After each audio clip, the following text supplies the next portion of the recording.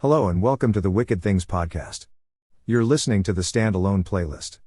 The story you're about to hear is called Friends Until the End.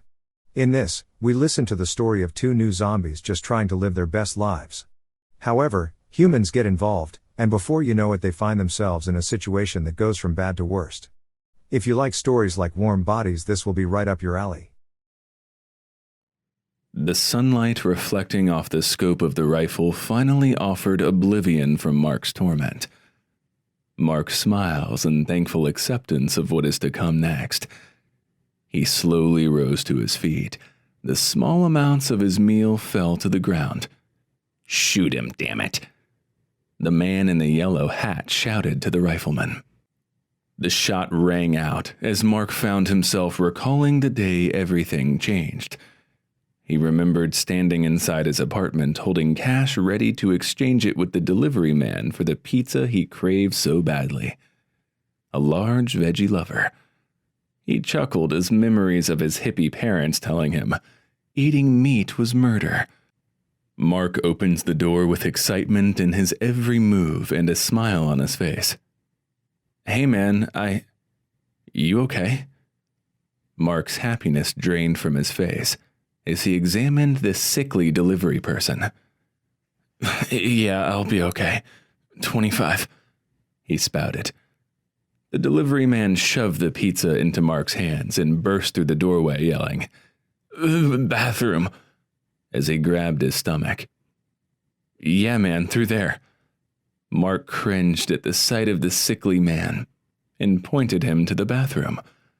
The delivery man entered the bathroom and slammed the door as Mark grabbed his phone. "I'm going to let your people know you're sick and using the bathroom, so you won't get into any trouble." Mark listened repulsed as sounds of gagging echoed beyond the thin bathroom door. He grabs the television remote and turns up the volume on the episode of Staggering Zombie Horde. Mark looks confused as 20 minutes slowly pass by and there's no response from the pizza delivery man's employer. Concerned for the delivery man's health, he creeps close to the bathroom door. "Hey buddy, you doing okay in there?" Mark stands in shock before the flimsy bathroom door as it burst open, revealing a ravenous pizza delivery zombie. "Holy shit!" Mark yells as he runs into the living room seeking a weapon. The zombie pounces on Mark, but not before he could roll over. They struggle on the floor with the zombie on top of Mark. The zombie attempts to bite him repeatedly, but Mark deflects the series of attacks away from his face and neck. Mark notices his girlfriend's high heels under the coffee table nearby, but he would have to risk being bitten in order to grab one of them. He quickly determines that he must arm himself with one of the high heels. He pushes the zombie up as he drives his body closer to one of the shoes. He smiles, having grabbed one of the shoes. A searing heat and pressure quickly guides his attention back to the fray.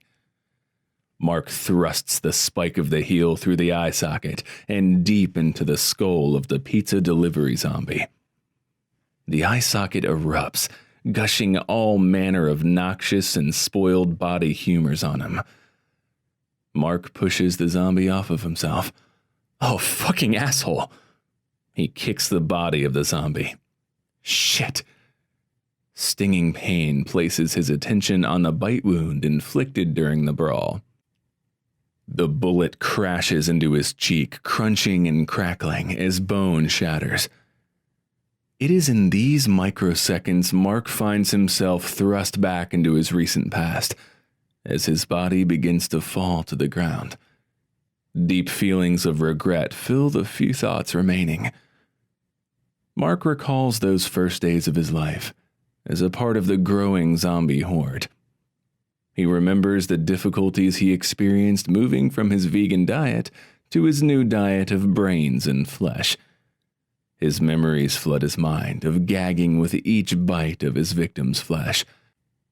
Unlike the other zombies, he had tried to go as long as he could between possible meals. Others simply gave in to the hunger for flesh, as it staved off the pains of their decaying bodies.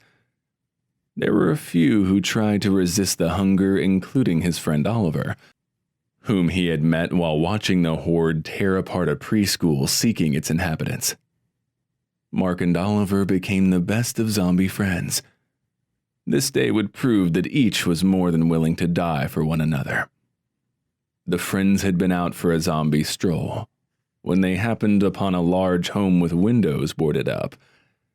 Seeing other zombies beating on the outside of the house, they decided to see what all the excitement was about. Suddenly, Mark, Oliver, and the throng of hungry dead were netted by a group of armed people. Together, they struggled to try and free themselves, but the trap was sprung. The sound of a roaring motor engine announced there was a trip to be made. Mark and Oliver looked at one another in shock as the entire mob was pulled off their feet and dragged behind a pickup truck. Only Oliver and Mark survived the ride, as the rest melted away due to the high speed of the pickup truck and the heat of the road surface. The undead friends rose from the netting as the truck slowed to a stop. "Some bitch is still alive in there. Looky here," called the first armed man in a yellow hat to exit the truck. The man raised his rifle and took careful aim at Oliver.